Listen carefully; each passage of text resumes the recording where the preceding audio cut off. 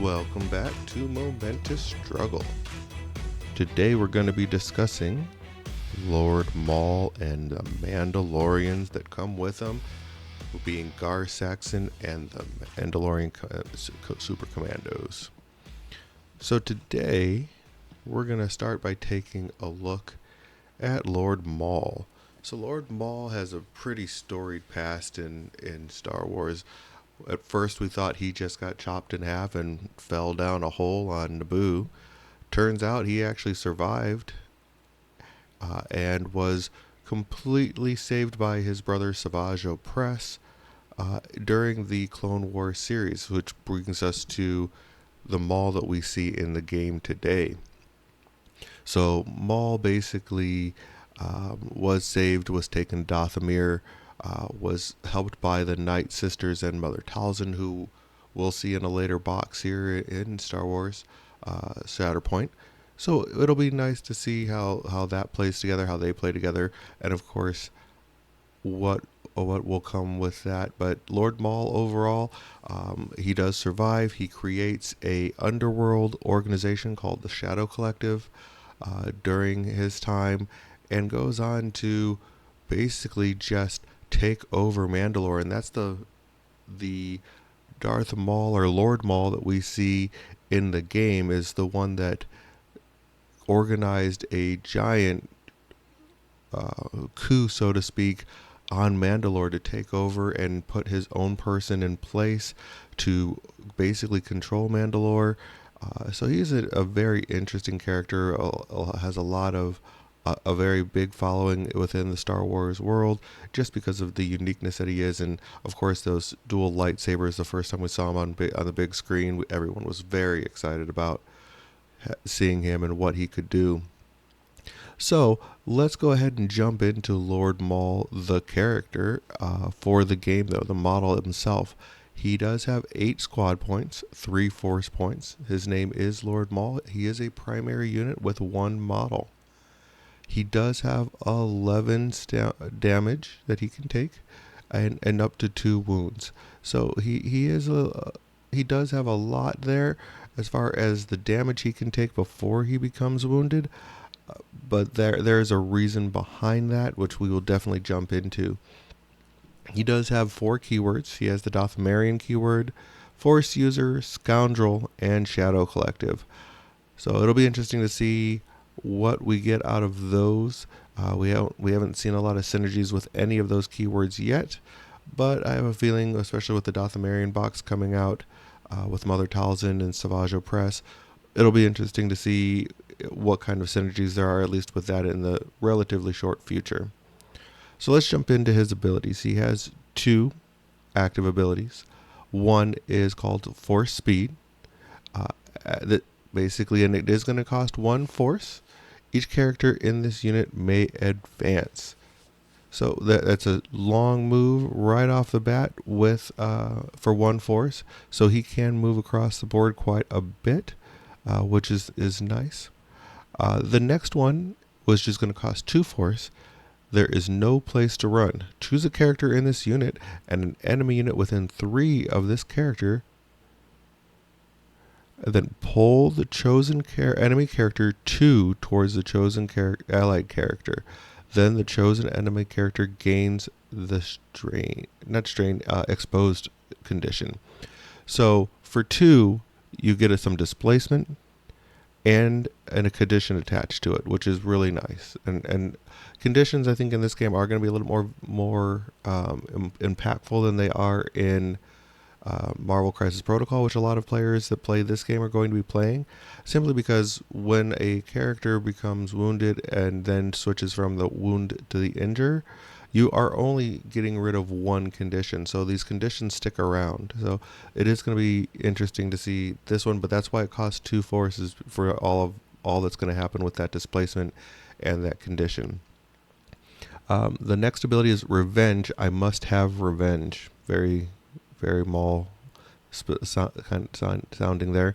When this unit is wounded by a melee attack, after the attack is resolved, 1 character in this unit may immediately dash and make a 5 dice melee attack targeting the character that wounded it. So basically, and at this point in time, there's no force involved in this. This is just something that will happen as soon as he gets damaged, or I'm sorry, wounded. So definitely a nice way to take advantage of just throwing him out there into the fight. He just automatically just starts doing damage. And then the last ability is his innate ability, Sustained by Rage. While this unit is not wounded, when it would spend a force to use an ability, it may suffer one damage equal to the cost of the ability instead. For every 3 damage this unit has, this character gains an additional dice to their attack roll. For each injured token this unit has, characters in this unit may add 3 dice to their attack rolls. So he only can have 1 injured token because of his stamina. So keep that in mind, but he's adding all sorts of, the more damage he takes, the more he is injured, the better he's going to be on his attacks. But he only has those 2, so it's definitely going to be something that you'll have to watch, not just putting him to the point where he's going to be removed from the board, but definitely a very powerful character that's just all about the attrition and taking characters out of the game. So let's go ahead and look at his stance card. Of course, being a primary character, he's going to have 2. The first one is Dark Rage. He does not, on this side, does not have a range attack. He does have a melee attack of 7 dice, and both of his defenses are going to be for 5.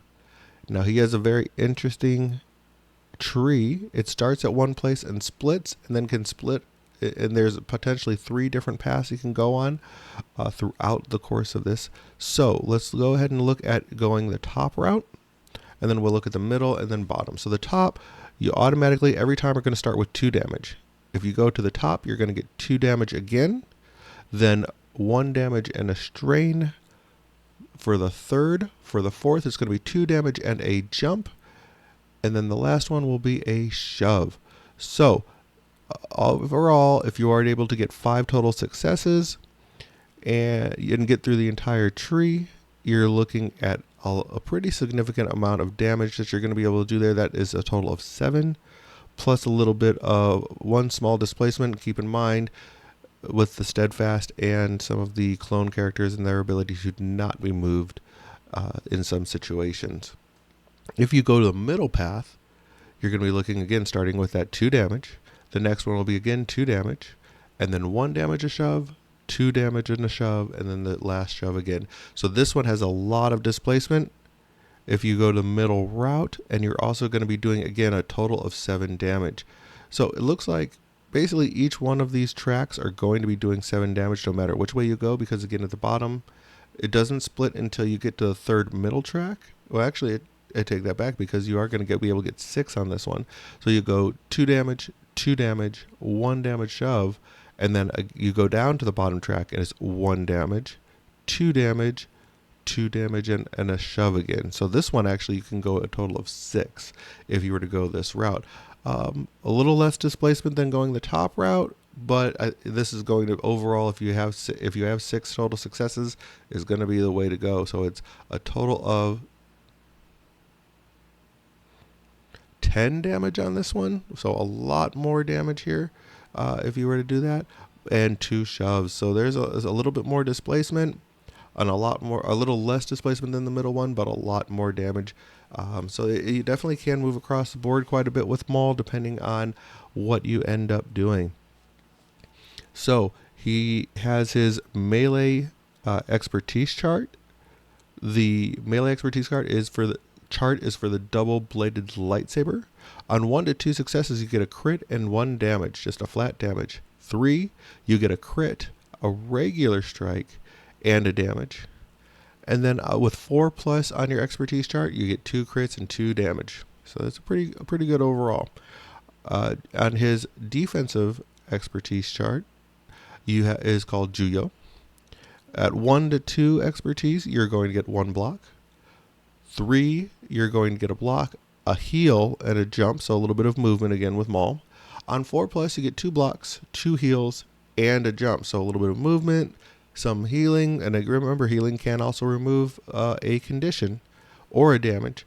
So it's nice to see that with Maul. Let's go ahead and look at good old Maul's other side of his card and what he has to offer on the other side. The other side is called Sinister Cunning. This is a more straightforward tree. And there's a little bit more defense on this one, and this one actually does have a ranged attack as well. So let's look there at his different attacks and the dice that they have. Again, he has a range 4 a ranged attack that does 7 dice, and then his melee does 6 on this side. He does get 6 defense, so this is one of those where you might want to start on this side simply because if he's your first draw or if he's an early draw, you have that melee ranged attack that you can definitely use against the other characters on the board. But that's something that, definitely a decision you have to make, but probably might be good to start there. And of course, you can always switch from one side to the other depending. And this is a little more defensive centric, so I think it might be best just when you're starting the game to start on that defensive side and see what happens there. But let's go ahead and take a look at his tree. It starts out with just one split of 2 on the same middle track, splits once, and then goes back to that middle track again. So on this one, the first one is a shove and 2 damage, and then a reposition and 2 damage. And then you can go up to, this is where the split happens. On 3, you can either do a pin and 1 damage, or an expose and 1 damage. So it's really a matter of which condition you want to put on them if you get to number 3. Number 4 is going to be 2 heals and a damage. Number 5 will be a jump and a damage. And then the last, if you get all the way to the 6th success, will be 3 damage. So overall, if you're able to get through the entire track, you're going to be doing a total of 10 damage. You're at least going to get 2 heals, a jump, a reposition, and a shove. And then again, you can choose between that expose or that pin depending on which condition works best for your particular situation. So the expertise charge, because he does have a range attack on this one, he is going to have the ranged attack expertise. But let's go ahead and start with his that. On the range, it's going to be thrown lightsaber. On 1 to 2 expertise, you're going to get a crit and a hit. On 3, a crit, a strike, and a damage. And 4+ is the 2 crits and 2 damage, just like on the other side. And that is the same exact thing that you would get in melee with the double-bladed lightsabers. So basically, you have the same chart for expertise chart for any attacks. On the defensive expertise, though, is a little different. You have perfect defense on this one. 1 to 3 is going to get you 2 blocks, and 4+ is going to get you 3 blocks. So overall, Maul's a pretty solid character. He is, like I said, straight attrition. You really just want to jump in there and start killing stuff with him. That is his job. He's okay taking some damage. He does have ways to heal himself, as you can see on his chart. So there is some good things to do here with him. It's really you want him to take damage so that he can have more powerful attacks, but you at the same time want to make sure that you're not putting him in a position to where he's going to be one-shotted off the board. So placement of him is going to be very important. Let's go ahead and take a look at who comes with good old Lord Maul when he is going into battle. Normally, this is like the box that you're going to see that most people are probably going to be playing with him, because he just doesn't have a lot of synergies, as we saw from his normal card. There's not a lot of synergies that he has with anybody, so he can get paired up with anybody. So the most obvious place to put him right now is probably with the Mandolorians. Also, that's what was the intent was, just based off of lore and everything along those lines. So we do have Gar Saxon and the Super Commandos, a super of the Mandalorians. Great looking models. These guys, Gar Saxon especially, has a pretty rich history of teaming up with the bad guys. He teamed up after Pre Vizsla basically lost out on taking Maul out in Mandalore during the siege of Mandalore. Gar Saxon kind of stepped in as the de facto I'm in charge type of person, and he kind of put himself in a position, later working with the Empire to base in exchange for being the overseer of Mandalore for basically the governor of Mandalore for the Empire. So he really did kind of work with the bad guys through most of his time. That we see him throughout the Clone Wars and into other shows as well. So he's, because we do see him a little bit in Rebels as well. So he's kind of that Mandalore that the Mandalorian that we just don't like, because he really is doing things for his own selfish needs and not really for the good of Mandalore.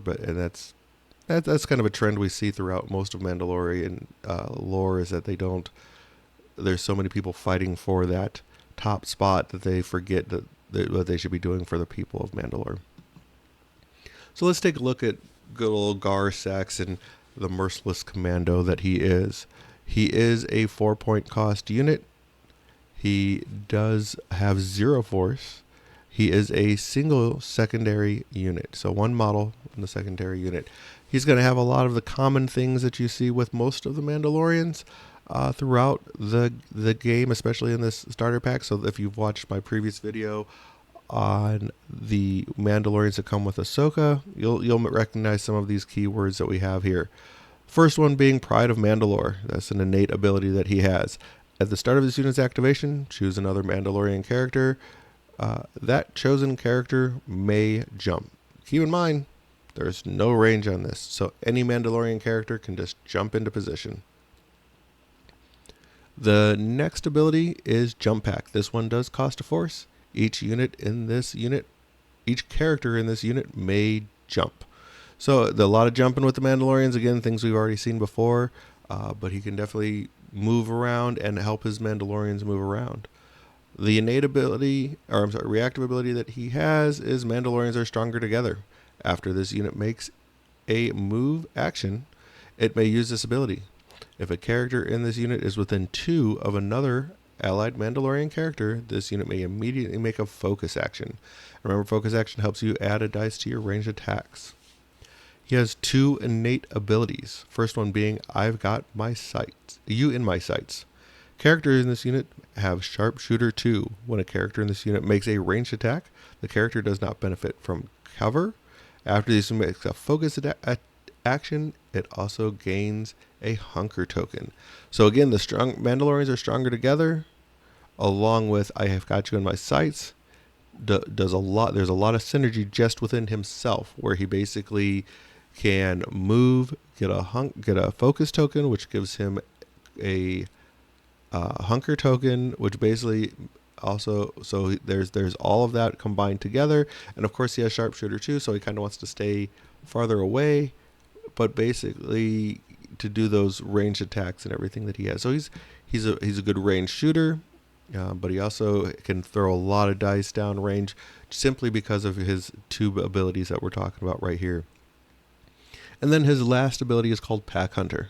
When a character in this unit makes a melee attack after targeting a enemy character that is engaged with another Mandalorian character, it adds 2 dice to its attack roll.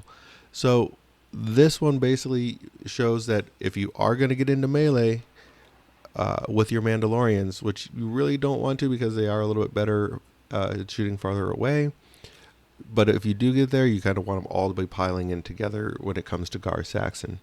And looking really quick, he can take up to 9 damage and has 2 wounds.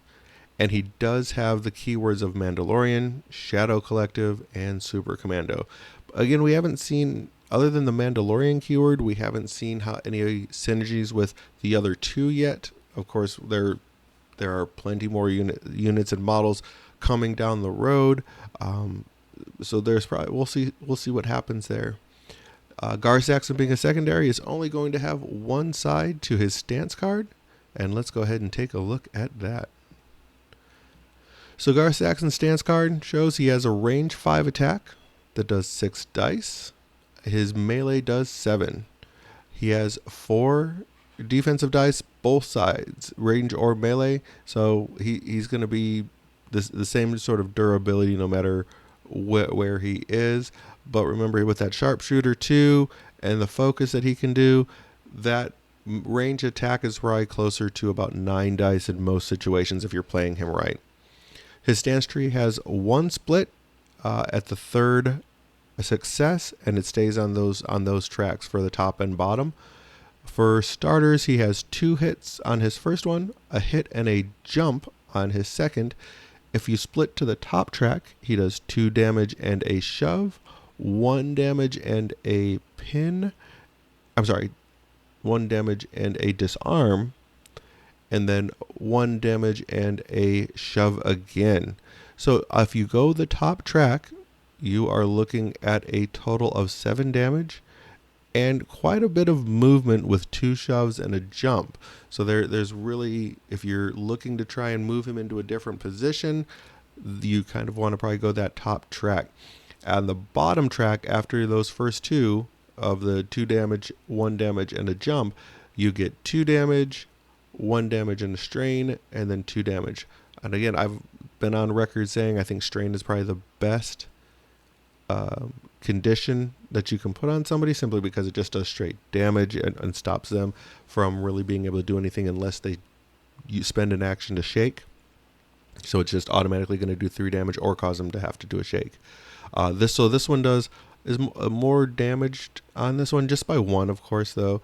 So you're looking at a total of 8 damage that you can do here with and only 1 jump, so only a little bit of movement. But again, I like that strain. That strain is either going to cost them a move, an action, or do some damage. So if you're looking at trying to do a little more damage and put them in your opponent into a situation where they have to do a little bit more thinking, this one, it might be the route to go. And looking at his expertise tree or expertise chart, for the melee, he has the Galar 90. 1 expertise is going to get you 1 critical. 2 to 3 is going to get you a critical and a shove. And then 4 plus gets you 2 criticals and a shove. So that, using the melee, basically another way to get you into position, depending on if you get those expertise. If you are in melee, he has the Westar 35 blaster pistol. 1 success gets you a hit. 2 to 3 gets you a critical and a hit. 4 plus gets you 2 criticals and does 1 straight damage. He does have the Beskar armor. So for his expertise, he's going to 1 to 3 gets 2 blocks. 4 plus gets him 3 blocks. So overall, he's a pretty solid secondary unit. He's going to probably be taken with a lot of Mandalorians. I know myself, when I'm going to be taking the Mandalorians, I'm going to be taking all of Gar and his super commandos, as well as Bo-Katan and her clan Kryze Mandalorians, just so that you are able to take advantage of all of the synergies that they have together, because as we have seen, the Mandalorians are better together.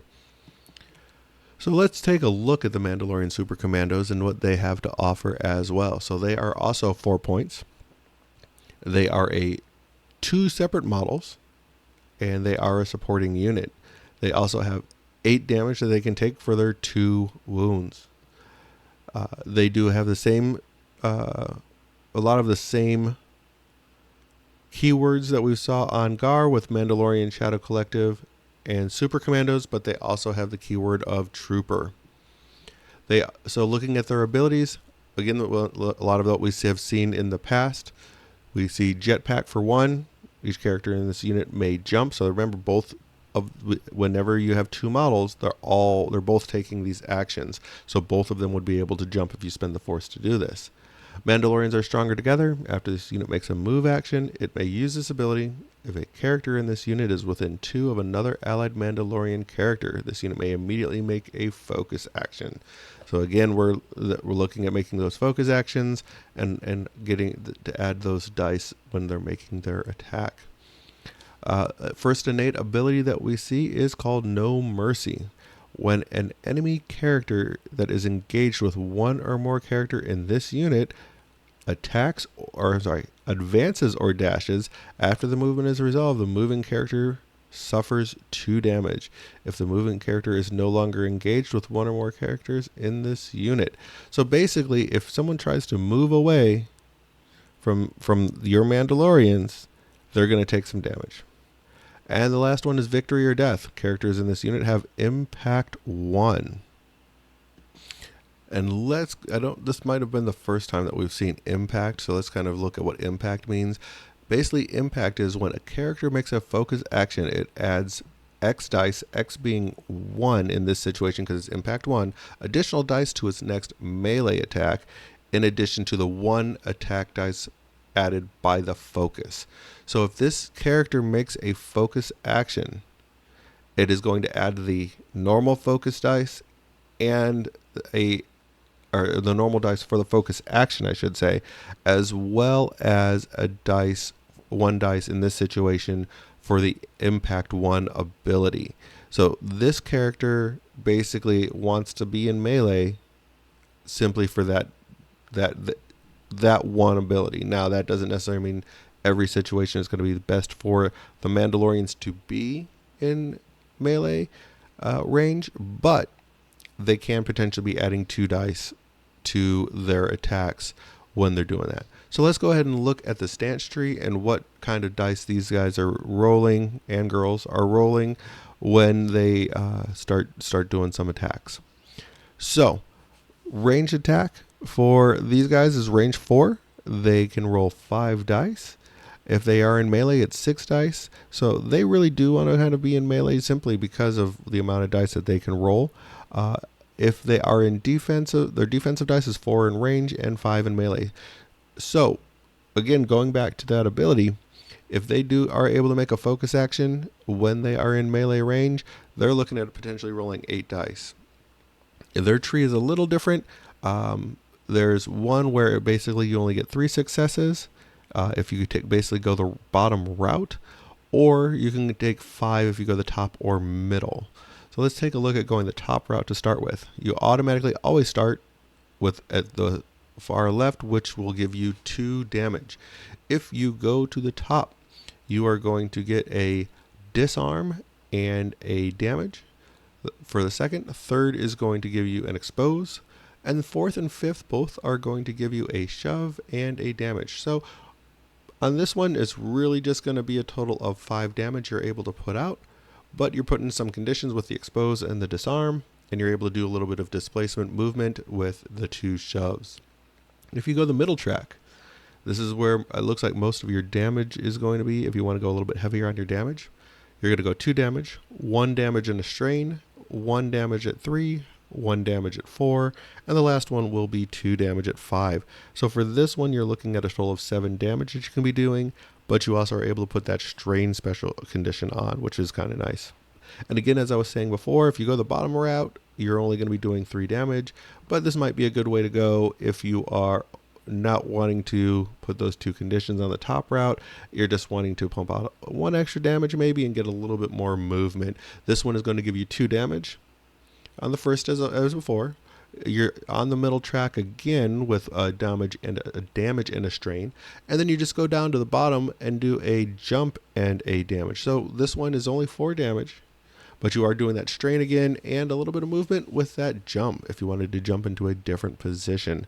So a little bit different for them on that chart, but you can see that there is options as far as if you're just trying to do some straight damage, if you're trying to do some displacement and some conditions, or if you just don't get a lot of successes and you want to be able to move once. That's what I see you can kind of do if you don't get a lot of successes on that bottom track.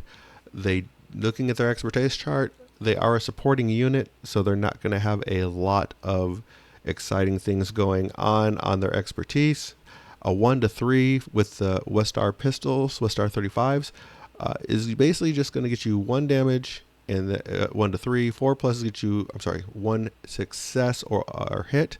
4 plus is going to give you 1 hit and 1 damage. If you're using your flamethrowers in melee, you're getting at 1 to 2, you get a critical. 3 to 4, you get 2 criticals. or 3, I'm sorry, 1 to 2 you get a critical, 3 plus you get 2 criticals and a shove. And they do have their Beskar armor, so with 1 expertise you are going to get 1 block, 2 plus you get 2 blocks. So really, as you can see, you really want to just run these guys up and get into melee. They're kind of same with Maul. I mean, he's just wanting to run up and start hurting people, so they kind of fit into that strategy, that aggro strategy that you have with Maul. So it kind of makes sense to bring them along with Maul. So that wraps up our Mandalorians that we are talking about, and that wraps up the box that we are looking at as far as these guys are concerned. Again, I want to thank everyone for listening and watching today, and I'm hoping to try and get a little bit more consistency on getting these videos out to you guys. I know that it's been a little bit a while there, but if you do want to support, go ahead and give me a like, follow. Do appreciate it. Any support that you guys can give. Leave some comments if you have any constructive criticism you would like to give. Comments and criticisms are always taken in stride, and I do appreciate any constructive criticism to help me improve on the content that I am providing to you. Again, thank you everyone for watching today, and may the Force be with you.